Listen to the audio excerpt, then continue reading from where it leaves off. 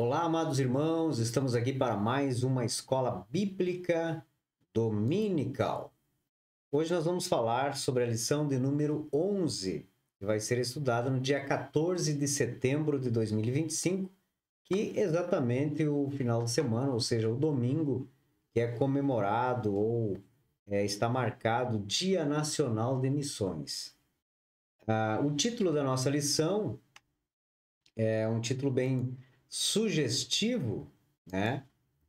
E é uma igreja hebreia na casa de um estrangeiro. Esse é o título da nossa lição. E a nossa revista é a nossa revista do terceiro trimestre, né? A igreja em Jerusalém. Então, terceiro trimestre, lição de número 11. Como os irmãos sabem, é apenas um resumo que nós passamos aqui e hoje nós queremos pedir a você que compartilhe esse vídeo, que você deixe o teu joinha, não custa nada. E às vezes a gente observa que muitos poucos, né, deixam o seu like ali. Isso ajuda bastante para que nós possamos alcançar mais pessoas, isso ajuda no YouTube para ele divulgar mais e compartilhar mais os nossos vídeos. Mas eu peço a você que não substitua este estudo pelo estudo lá na igreja. Lá na igreja, os professores farão com maior profundidade, uma aplicação muito melhor para a tua vida espiritual. E é necessário que a igreja retorne às escolas bíblicas dominical. Também peço que você leia os comentários da revista, faça sua leitura bíblica e leia as referências bíblicas que a lição oferece. Certo? Vamos para a nossa lição, então. Começamos com o nosso texto áureo. O texto áureo diz assim: Respondeu então Pedro: Pode alguém, porventura, recusar a água para que não sejam batizados estes que também receberam, como nós, o Espírito Santo? Atos, capítulo 10, versículo 47. A verdade prática diz assim: o episódio da igreja hebreia na casa do gentio Cornélio demonstra que Deus não faz acepção de pessoas. Então, nós temos aqui o texto áureo e também a verdade prática. O texto de Atos, capítulo 10, do versículos 1 ao 8, do versículo 21 ao 23 e do 44 ao 48, é a leitura bíblica em classe para esta lição. Nós vamos ver aqui, esse texto fala sobre o centurião Cornélio. Cornélio era um gentio. Gentio quer dizer não era judeu. Mas Cornélio era um varão justo, temente a Deus e que tem bom testemunho de toda a nação dos judeus. Então era um homem temente a Deus, um homem justo. E ele recebe a visita de um anjo. E esse anjo fala para ele: olha, chama Simão, o Pedro. Ele está na casa de um certo Simão curtidor. E ele enviou homens lá e trouxeram Pedro. E trouxe Pedro mais 6 judeus para auxiliá-lo naquele momento especial do Evangelho. Porque Pedro também tinha suas ressalvas, mas ele leva judeus para confirmar tudo que iriam viver naquele momento. O versículo 45 diz assim: E os fiéis que eram da circuncisão, todos quantos tinham vindo com Pedro, maravilharam-se de que o dom do Espírito Santo se derramasse também sobre os gentios. Estes fiéis da circuncisão logicamente, são judeus que vieram da antiga aliança e aceitaram a nova aliança com Deus. O nosso primeiro tópico ou seja, a nossa introdução, ela fala do Evangelho, da mensagem do Evangelho, que alcançou os gentios com poder a partir da igreja em Jerusalém. A lição passada nós vimos que a igreja de Jerusalém, ela foi além dos limites através da perseguição. Deus enviou, dispersou o seu povo para pregar em outros lugares, mas ainda tinham lugares que o evangelho não tinha chegado. E Deus usou um anjo para que falasse com Cornélio, também em revelação falou com Pedro, para unir os gentios aos judeus na mesma aliança. Quando Cristo fala aos discípulos, ide por todo o mundo, pregar o evangelho a toda criatura, logicamente, eles ficaram dentro do perímetro onde encontravam judeus, também os que estavam dispersos, da diáspora, mas ainda tinham aquela limitação, vamos dizer assim, de chegar aos gentios com o evangelho, a palavra de Deus. Mas Deus usa este fato aqui para realizar quebrar os paradigmas do judaísmo e levar o evangelho também aos gentios. A igreja de Jerusalém deu esse passo gigantesco, compartilhar a sua fé com pessoas de outras nações. Na época, não era aceitável. O grande amor de Deus, a graça de Deus em salvar a todos aqueles que demonstrem fé na pessoa do seu bendito Filho Jesus Cristo, é que fez a diferença para que Pedro, sendo incentivado pela revelação que teve, aceitasse o convite de Cornélio e entrasse na sua casa.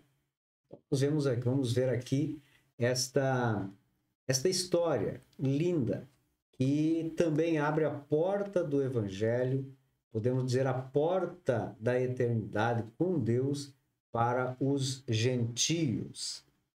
O primeiro tópico diz assim: a revelação de Deus aos gentios. Essa revelação, a inclusão dos gentios à igreja do Senhor. Como eu falei até esse momento, nenhum gentio tinha espaço dentro da igreja primitiva. Estes gentios, eles tinham também a sua fé em Deus, como nós vemos aqui o caso de Cornélio, né? Era um gentio, era piedoso e temente a Deus com toda a sua casa, não apenas ele. E essa casa aqui não inclui apenas os filhos e a esposa, mas inclusive aqueles que o serviam.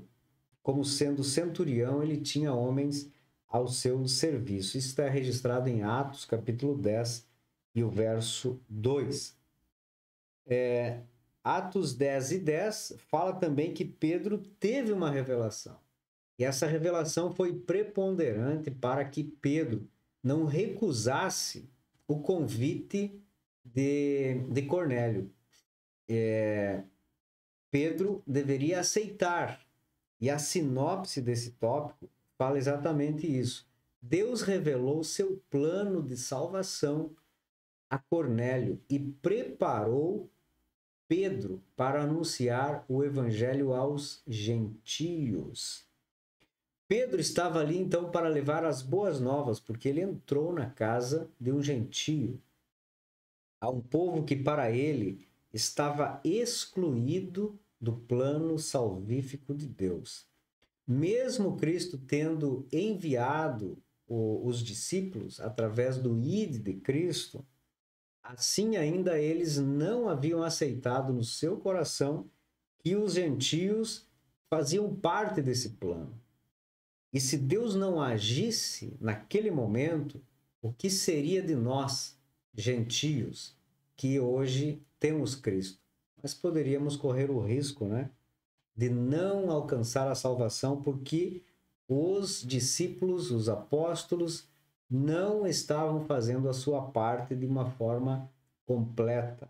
Mas Deus agiu a tempo.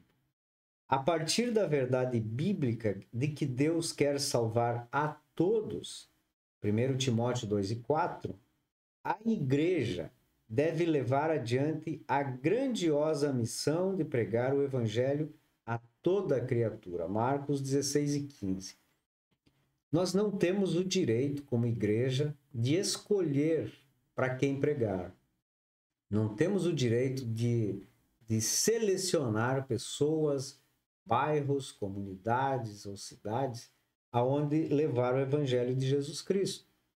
Todas as pessoas. Deus quer salvar a todos e nós somos os instrumentos de Deus nesta época para fazermos esse trabalho. Então, Igreja do Senhor, evangelize todos. Podemos ver, irmãos, que Pedro tinha a mentalidade judaica e era muito difícil remover esta mentalidade, porque eles tinham preconceito para com os gentios. Os judeus consideravam os gentios impuros. Inclusive, eles não entravam na casa de um gentio e não comiam da mesma comida dos gentios, porque os gentios não preparavam os seus alimentos de acordo com a lei de Moisés. Então, era uma das coisas, uma das situações que se colocava entre os gentios e os judeus. Mas Deus quebrou esta separação e uniu tanto judeus quanto gentios na Igreja do Senhor. O tópico 2 tem o seguinte título: A salvação dos gentios. A sua pregação, a pregação de Pedro, ela foi totalmente cristocêntrica. Assim como Jesus se revelou aos judeus e a pregação dos apóstolos era cristocêntrica, da mesma forma esta pregação foi exposta aos gentios. Em Atos capítulo 10 e versículo 34, diz que Deus ama a todos. Atos 10 e 35 fala que Deus quer salvar a todos. E Atos 10, 36 diz que Cristo é o Senhor de todos. E esse todos inclui a humanidade de todas as épocas, de todos os lugares, de todos os tempos, porque Deus traçou um plano de salvação para todos nós. Isso inclui eu e você. E não é direito de nenhum judeu a reprovar o que está escrito na palavra de Deus. Lógico que Atos foi escrito após este acontecimento. Mas eles entendiam, porque Jesus havia falado diretamente com os seus discípulos: ide por todo o mundo e pregai o evangelho a toda criatura. Então, estar em Cristo é estar a salvo. Não estar em Cristo é não estar salvo. E isto os judeus ainda não haviam entendido. A partir desse momento, a conversão chegou também aos gentios, através da mensagem da cruz, porque a mensagem da cruz é um chamado ao arrependimento. E não há salvação sem arrependimento. Ninguém é salvo à força. É preciso crer em Cristo para receber a salvação. Tanto judeus quanto gentios necessitam se arrepender para serem salvos. Então, ele salvou os gentios que demonstraram fé em Jesus e se arrependeram dos seus pecados. Ainda hoje eu assistindo um vídeo de evangelização, alguém pregando o evangelho com o microfone na mão, na rua, e alguém chegou, um senhor, e foi muito mal educado, indelicado para esse pregador, mas ele não ignorou aquela pessoa. Ele se aproximou, tocou no homem, disse para ele: vamos começar de novo. Eu estou aqui pregando Jesus e você também precisa de Jesus. Deixa eu orar por você. Então ali conversaram de certa forma. Esse pregador orou por aquele homem, pedindo a Deus que o abrisse os seus olhos, para que ele também se arrependesse dos seus pecados e cresce em Jesus Cristo. Mas se este pregador tivesse agido conforme os judeus estavam agindo naquela situação na igreja primitiva, aquele homem talvez não tivesse uma outra oportunidade de ouvir algo de Deus. Ali ele recebeu uma oração, ele chorou e ele saiu bem diferente da forma como havia chegado naquela situação. Então nós precisamos, como igreja, evangelizar a todos, fazer a nossa parte, levar o evangelho a toda criatura, porque esta é a vontade de Deus. Deus ama a todos, Deus quer salvar a todos e Cristo é o Senhor de todos. Tópico 3. O Espírito derramado sobre os gentios. Nós temos aqui a sinopse desse tópico dizendo: o Espírito Santo foi derramado sobre os gentios como confirmação divina de que eles também fazem parte da igreja. Esse eles somos nós, né? Aqui no Brasil, na América, na Europa, na Ásia, todos aqueles que não são judeus, que não fizeram parte da antiga aliança, são gentios. E hoje, todos aqueles que se arrependeram dos seus pecados, que aceitaram Jesus como Salvador, fazem parte da igreja, assim como os gentios lá, ou seja, os judeus lá na igreja primitiva. O batismo com o Espírito Santo, experimentado na casa de Cornélio pelos gentios, foi um dos fatos mais marcantes que aconteceu nos dias da igreja primitiva. Porque aquilo que eles haviam vivido no Pentecostes agora estava sendo dividido, compartilhado com outros povos também. Mais tarde, durante o primeiro concílio da igreja em Jerusalém, Pedro faz referência a esse fato como sendo uma das promessas feitas por Deus aos gentios. Está lá em Atos capítulo 15 e o verso 16. Em Joel 2:28, diz que o batismo no Espírito Santo era uma promessa de Deus a toda a carne. E Pedro usa esse texto lá em Atos, capítulo 2, versículo 17, após o Pentecostes, quando ele prega a todos que estavam ali ao redor dos apóstolos, dos 120, para ouvir alguma coisa do que estava acontecendo ali. Todos quanto nosso Senhor chamar, Atos 2:39. O Senhor chama a todos. Nem todos aceitam devido ao livre-arbítrio, mas todos têm o direito de receber Jesus através do arrependimento de seus pecados e, posteriormente, também receber o batismo com o Espírito Santo, como aconteceu no Pentecoste. Todos quantos tinham vindo com Pedro, que é o versículo que nós já lemos, maravilharam-se de que o dom do Espírito Santo se derramasse também sobre os gentios. Eles estavam sendo forçados a aceitar isso, porque eles tinham uma ideia diferente, né? E este derramamento do Espírito veio acompanhado pela evidência física do falar em outras línguas. Eles não apenas receberam Jesus como seu Salvador, mas receberam o Espírito Santo e foram batizados, porque ali houve línguas faladas, outras línguas faladas. Posteriormente, quando questionado e censurado, Pedro, por causa desse acontecimento na casa de Cornélio, Pedro argumenta: os gentios haviam recebido a mesma experiência pentecostal que eles haviam recebido no dia do Pentecostes. Não havia nada de diferente, porque Pedro estava no cenáculo no dia do Pentecostes, sobre ele também vieram línguas repartidas como que de fogo, ele falou novas línguas, foi cheio do Espírito Santo, revestido pelo Espírito Santo e pregou a palavra de Deus. E agora ele estava vendo a mesma experiência acontecer na casa de Cornélio com os gentios. Não só ele viu, mas também os irmãos judeus que foram com ele até a casa de Cornélio.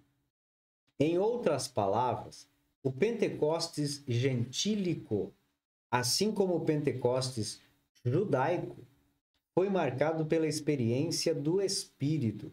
Em ambos os casos, foi um Pentecostes visto e ouvido. Que maravilha! Então, nós aí vemos como o evangelho chegou aos gentios. O evangelho entrou na casa dos gentios. Não apenas o evangelho, mas também os hebreus, os judeus, deixaram cair o muro que separava judeus de gentios e se uniram como igreja do Senhor diante do nosso Deus Todo-Poderoso. Conclusão: a graça de Deus se manifestou trazendo salvação a todas as pessoas, Tito 2:11. A missão da igreja na casa do gentil Cornélio mostra como o amor de Deus pode alcançar todas as pessoas, independentemente de cor e raça, que abrem o seu coração à poderosa mensagem da cruz. Aqui também vemos que a fé evangélica não é algo subjetivo, mas marcada pela ação e presença real do Espírito Santo na vida daquele que crê. Encerramos então mais uma lição, a lição de número 11, do terceiro trimestre de 2025, que tem por título A Igreja em Jerusalém.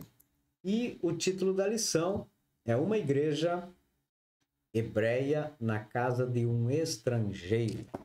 Que Deus abençoe você, que Deus nos dê cada dia mais entendimento, sabedoria, capacidade e nos edifique pela palavra do Senhor. Muito obrigado pela tua audiência.